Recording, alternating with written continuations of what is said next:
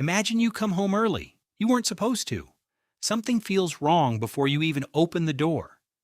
In that moment, your heart is doing something it has done for thousands of years. But the real answer to what happens next is far stranger than you think. You assume betrayal is a modern wound. Something private, something quiet, something you process alone, maybe with a friend, maybe with a therapist. In ancient Rome, it was none of those things. It was public, it was legal.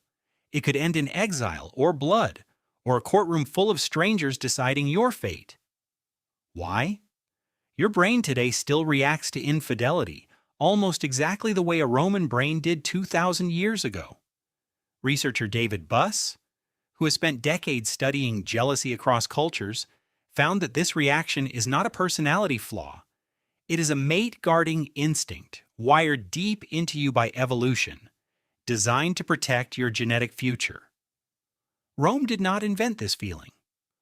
Rome just built an entire legal system on top of it. Let's go back. Not to the poets, not to the scandal, to the law itself. In 18 BCE, the Emperor Augustus did something almost no ruler before him had done. He made adultery a crime against the state, not just a private shame, a public offense. This law was called the Lex Julia de Adulteriis Coercendis. Say that slowly. It means roughly the Julian law for restraining adulteries. Augustus was worried. Rome's elite marriages were falling apart. Birth rates among citizens were dropping. He believed the empire's strength depended on the stability of the household, so he turned betrayal into a crime the state could prosecute. Here's where it gets strange. Under this law, a husband who discovered his wife with another man was not simply allowed to feel rage. He was required to act. If he learned of her adultery and did nothing, and someone reported it, he himself could be charged with a crime called lenocinium. Pimping, profiting from his wife's disgrace. Doing nothing was treated as a form of guilt, so you were legally obligated to divorce her immediately, within 60 days. If you didn't, the state assumed you were complicit. Now picture the wife's side of this. A woman convicted of adultery in Rome lost half her dowry. She lost a third of any other property.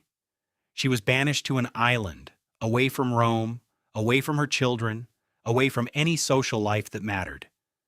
And there was one more punishment, almost theatrical in its cruelty. She was legally required to wear the toga, not the elegant stola that respectable Roman women wore. The toga, the garment of prostitutes. Rome did not just punish infidelity, it rebranded the woman's entire public identity. You might expect the man to face something similar. He did not. A husband could sleep with unmarried women, slaves, prostitutes, almost anyone outside another man's marriage, and face no legal consequence at all. The crime was only adultery if it violated a marriage, and only a wife's marriage counted. Historian Sarah Pomeroy, who studied Roman women extensively, described this asymmetry as one of the clearest windows into how Rome viewed a wife's body, not as her own, as property tied to family lineage and inheritance. Why did this matter so much to Rome? Because Roman identity ran through fathers. A child's citizenship, inheritance, and family name depended entirely on paternity being certain. An unfaithful wife did not just break a heart. She threatened the entire structure of who owned what and who would inherit it. Betrayal was not just personal, it was economic, it was political. Now here is the twist you did not expect. Under this same law, a father, not a husband, but the woman's own father, had a right, the husband did not. If he caught his daughter in the act, in his own house, or her husband's house, he was legally permitted to kill her and her lover on the spot. No trial, no waiting period. The law called this the father's right, patria potestas, extended to its most brutal edge. A husband, by contrast, could only kill the lover, and only under narrow circumstances, such as if the man was a slave, an actor, or someone of low social status. He could not legally kill his own wife. That decision belonged to her father. Stop and sit with that for a second.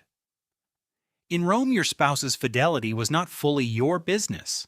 It was your father-in-law's business too. Marriage was never just two people. It was two family estates watching each other. Not every Roman followed the letter of this law, though.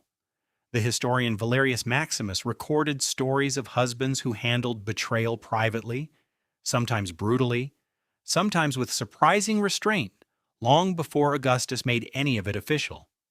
One story tells of a husband who simply divorced his wife in silence rather than seek public vengeance, choosing quiet separation over scandal. Rome was not one culture. It was many competing ideas about honor, all trying to answer the same question. What do you do when trust breaks? Here is what almost nobody expects. Roman graffiti, especially preserved in the ruins of Pompeii, tells a very different emotional story than the law does. Scratched into plaster walls are confessions of heartbreak, insults aimed at unfaithful lovers, even declarations that read almost exactly like something you would text a friend at midnight. One piece of preserved wall writing simply mocks a woman for loving someone unworthy of her. Another curses a man for breaking a promise. Underneath the armor of Roman law, ordinary people were doing what you do, grieving, gossiping, trying to make sense of a broken bond. This is the part that should unsettle you the most. Psychologist Christine Harris has studied jealousy across genders and found something Rome basically discovered 2,000 years earlier without any data at all. Men and women, on average, tend to fear different kinds of betrayal. Men more often report distress over sexual infidelity itself, tied to uncertainty about paternity. Women more often report distress over emotional infidelity, the fear of losing resources, attention, and partnership to someone else. Rome's laws were obsessed almost entirely with the first kind of fear, paternity, bloodline, because that fear had the power to destabilize inheritance, property, and the entire Roman family structure. So when you feel that flash of jealousy today, checking a partner's phone, replaying a conversation, noticing a name appear one too many times, you are not being irrational. You are running very old software. Software old enough that an emperor once wrote it into law and called it justice. Rome eventually loosened its grip. By the time of later emperors, adultery prosecutions became rarer, more symbolic, sometimes even used as political weapons against rivals rather than genuine moral concern. The public theater of betrayal slowly faded, replaced again by private shame, closer to what you know today. But something did not fade. The instinct underneath it all, the tightening in your chest at the thought of being replaced, the need to know the truth, even when the truth hurts more than uncertainty does. Rome tried to legislate that instinct into order, with courts and exile and cruel double standards. You live with the same instinct today, just without the toga, without the island exile, without the father standing in the doorway with the legal right to end it all in a single moment. You come home early. Something feels wrong before you even open the door.